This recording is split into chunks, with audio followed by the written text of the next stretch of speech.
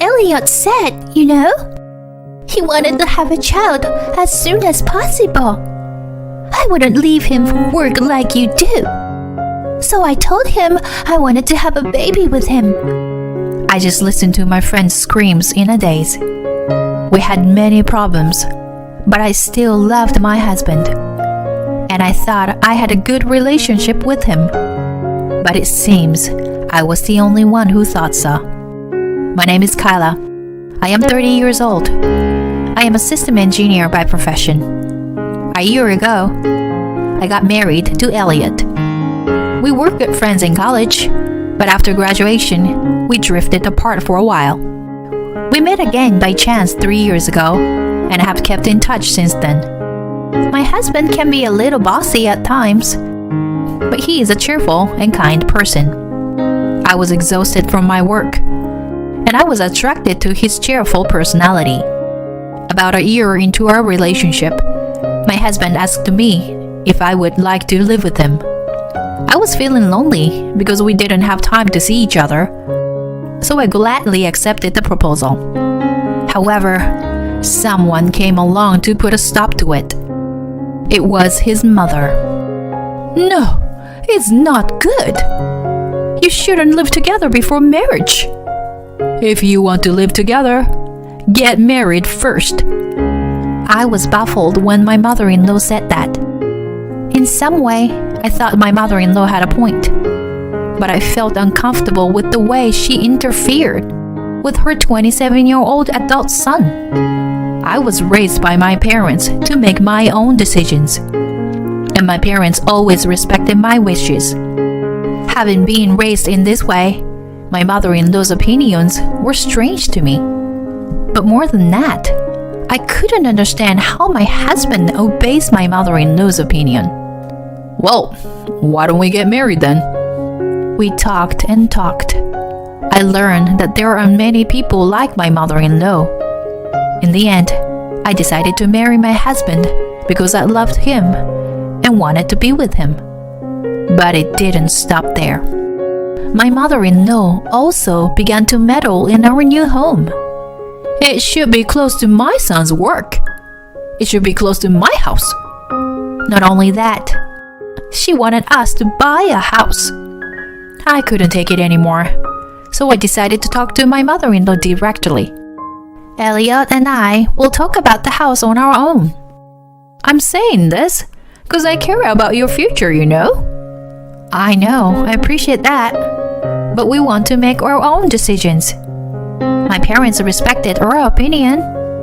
Then my mother-in-law laughed at my words. It was like she was looking down on me. I'm sorry to say this, but I think the reason your parents didn't interfere is that they don't care about you enough, don't they? What do you mean? I mean, your parents are doctors, right? And you are not. My mother-in-law's right.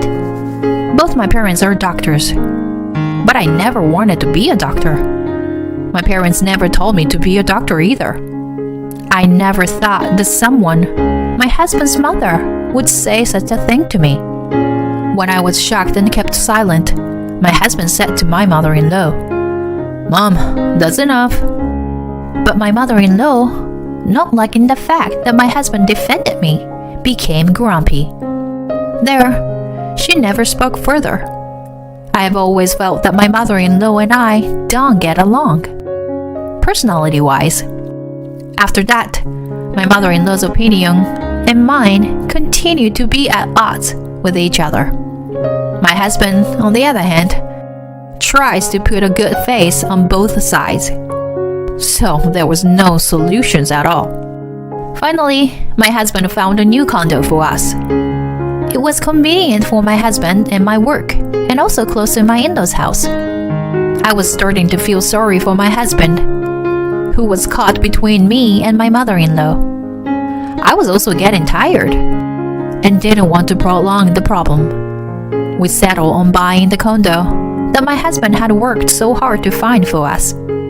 My mother-in-law reluctantly backed out after my father-in-law warned her about it. And yet, she was not happy that it was not a house. we spent most of our savings on a down payment for the condo. Still, we were happy with the convenience of the new place. But the battle between my mother-in-law and me had just begun. My mother-in-law had always interfered in many ways. I soon realized that she had been reserved before we got married. Right after we got married, she started sending me messages like this every day. Are the grandchildren here yet? When are you going to quit your job? The emotional strain was so bad that I talked to my husband about it. I don't think mom means any harm. That's what my husband told me. I realized that my husband was unreliable when it came to my mother-in-law. I told my mother-in-law that we would decide what to do about the children on our own. And I told her I wasn't going to quit my job. Then she cried to my husband. I'm trying to do what's best for her, but she won't listen to me at all. Kyla must have hated me from the beginning. She's paranoid. My husband doesn't fully believe my mother-in-law, but Mom is a sensitive person, so please be a little more gentle with her. That's what my husband said.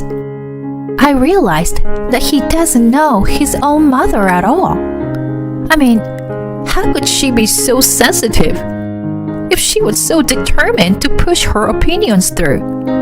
I was so fed up that I decided not to have anything to do with my mother-in-law. Whenever she said something to me, I would say, please ask my husband. But I didn't think I could live with this forever. Then, my boss told me about an overseas assignment. I definitely wanted to go, and I begged my husband to let me go abroad. He was reluctant at first, but I didn't give up trying to persuade him. Honey, I will try to build a better relationship with your mother when I came back. I finally convinced him, even though it was only for a year, and I was so happy with the opportunity. 6 months has passed, and my work has going well, and I was having a very rewarding time. Then I received a phone call from someone I wasn't expected. It's been a long time, Kyla. Remember me? Vicky. Of course I do. It's been a long time. What's up? It was Vicky from college. I hadn't seen Vicky since we graduated from college. I was happy to receive a call from an old friend, but I wondered why she called me. I'm dating Elliot. What? Elliot said he was breaking up with you. So, Kyla, if he says he wants a divorce, please don't be stubborn and divorce him. Vicky said something really shocking. What? Wait a minute. What do you mean you're dating Elliot? Does it mean you're having an affair? No, it's not just an affair. I've always loved him. All these years, you know? If you hadn't interfered, I would have had married Elliot. Vicky's words shocked me. Immediately, I remembered that I had heard a rumor that Vicky liked Elliot. But that was about 7 years ago, and Vicky had a boyfriend when we were in college. No wonder I had completely forgotten about it. Vicky was so upset that she began to speak in a rumbling manner, that she had been in love with my husband since we were in college. But he had a girlfriend, so she gave up and got a boyfriend of her own. And when she heard that Elliot had broken up with the girlfriend, she knew she wanted to be in a relationship with him this time.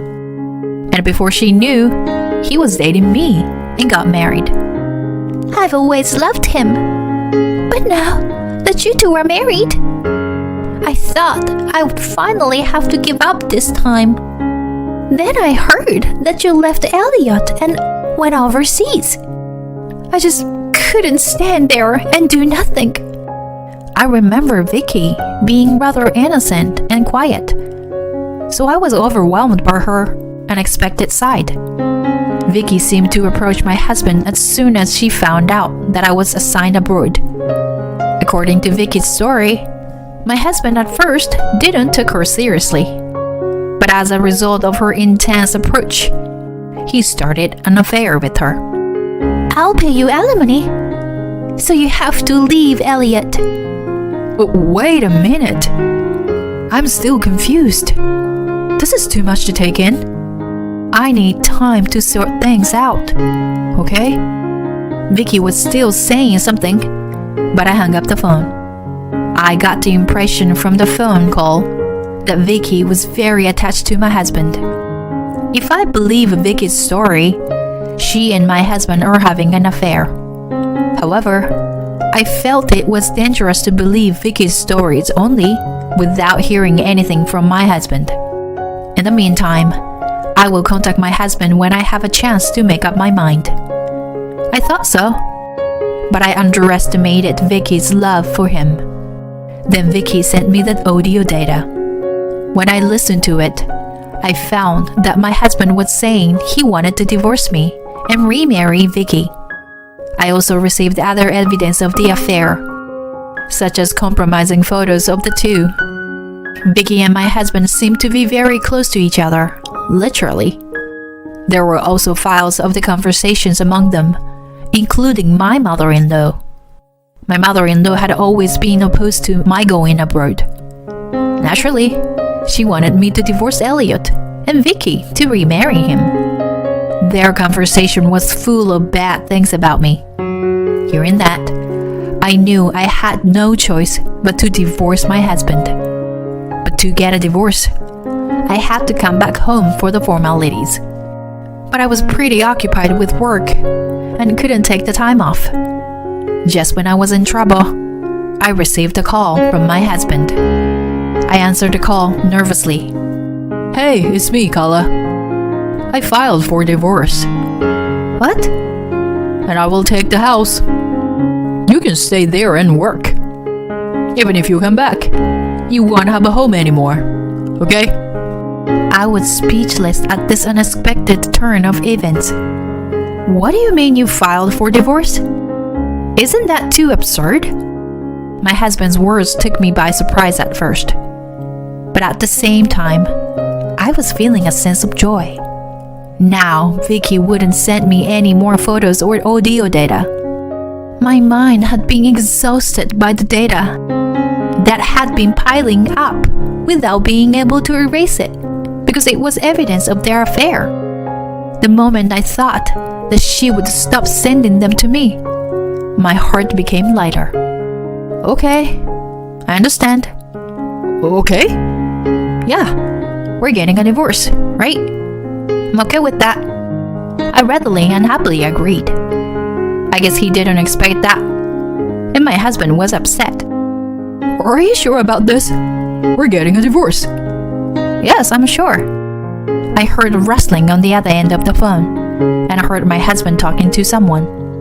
I thought it was Vicky, but it was my mother-in-law. He said she wanted to talk to me too. Hey, Kyler. Hi, it's been a while. As you probably heard from Elliot, but we're already in the process of getting divorced. And there is no home for you to come back to. My mother-in-law said the same thing as my husband. I didn't want to interrupt her, so I kept my mouth shut. My mother-in-law took advantage of my silence to say whatever she wanted. I was against your marriage from the beginning, you know.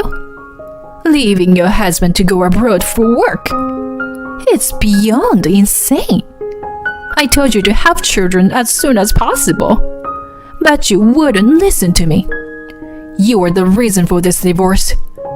Don't think you are going to get alimony. There were so many things I wanted to say to her, but I knew she was not the kind of person who listens to me. I was feeling like I was going crazy even just listening to her. Then I realized something.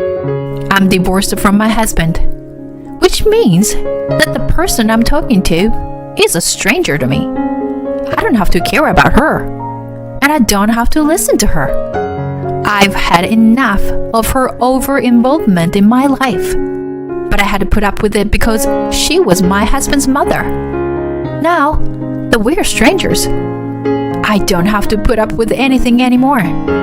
Sorry, but can I go now? I beg your pardon? My mother-in-law voiced her displeasure at my interruption. I'm busy. I'll get off the phone now. You, wait a minute. No, I gotta go. I don't think I'll ever speak to you again. I wish you well. Ciao. My mother-in-law was still saying something, but I didn't care and hung up. I was so exhilarated.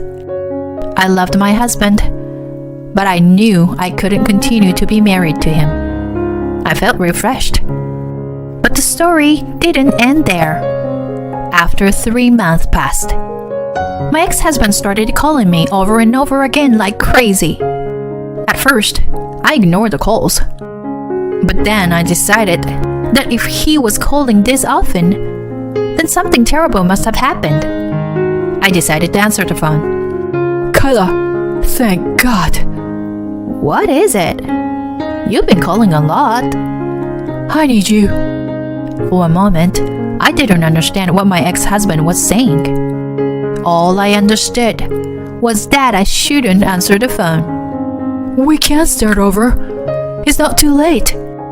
What do you mean, it's not too late? You didn't file for divorce? I did. Why don't we just get married again? I tried not to laugh. Come to think of it, my ex-husband doesn't know that I know about his infidelity. Married again? You married Vicky, didn't you? What? How did you know? Vicky sent me a picture of the two of you holding the marriage certificate. Don't tell me you and Vicky are divorced already. What? No, not yet. They're not divorced yet. Well, I guess that should be true. 'Cause Vicky was so obsessed with you. I don't think she would agree to divorce you so easily after all. Well, but all you have to do is file for divorce, right? I'm telling you, it's not a good idea. Then what am I supposed to do? Why don't you just be happy with Vicky? She seems to be good with your mom. Above all, she loves you very much, doesn't she? I had a lot of bad things to say about my cheated ex-husband, but I didn't want anything to do with him anymore. I don't want to be with her anymore. That's impossible. Vicky deceived on me. Deceived? What do you mean? I asked my ex-husband in doubt. He thought he could get a lot of money by marrying Vicky. I had a pretty good idea about the money. Vicky showed me the amount of money she was saving to be with me. But as soon as we got married, she said she didn't have it because she used it to marry me. Yeah, that's alimony for me. For Elliot. Didn't understand what that meant, so I kindly explained to him what it meant. You see, Vicky has prepared a large alimony payment for me. What? Why is that so? So that I wouldn't say, give Elliot back. I don't understand. I mean, that's how much she loves you. I'm so glad she loves you that much. Yes. The truth was, Vicky told me from the first time she contacted me that she would pay me alimony if I would divorce him. I didn't believe her words, but Vicky contacted me again when she found out about our divorce and wanted to pay me alimony. I gave her my bank account info, and she paid me $60,000. I was so surprised that I contacted Vicky, and she told me, "Take the money, but you have to stay away from Elliot forever." I contacted her several times after that, but her answer was always the same. I was at a loss, so I asked a friend for advice. If she says she'll give it to you, why don't you just take it? Also, you haven't even divided the property, have you? That was right. So I decided to take it. I am sure if I asked for a share of the property and alimony for the affair, it would have amounted to quite a lot of money. But $60,000 from her was still too much. It would be best not to tell my ex-husband about it. That's not right. Give me back my money. It's not your money. It's Vicky's money. If she wants it back, I'll pay back what she paid more than the market price. Really? You will? Then Vicky's voice came from behind my ex-husband. Elliot? My ex-husband quickly hung up the phone. I never heard from him again. After a while, one of my college friends told me that Vicky was very restrictive and had erased my contact information from his phone. When he told her about the alimony, she went crazy and asked him if he was just looking for money. Not only that, but Vicky was also jealous of my ex-mother-in-law. The good relationship they had before their marriage seems to have turned hostile toward each other. My ex-husband seems to be mentally trapped by Vicky's restrictive behavior. My mother-in-law thought she had found the perfect wife for her son this time, but she must have been wrong. She now has trouble even communicating with her beloved son. I think it's tragic just to hear about it. If I had not gone abroad at that time, it might have been even more tragic. When I think about it, every day I am so glad that I left. I recently have been offered to extend my overseas assignment from 1 year to 3 years. Of course, I immediately agreed. I am now living a rewarding life dedicated to my work. Thank you for watching till the end. Please subscribe to our channel if you like. See you in the next video.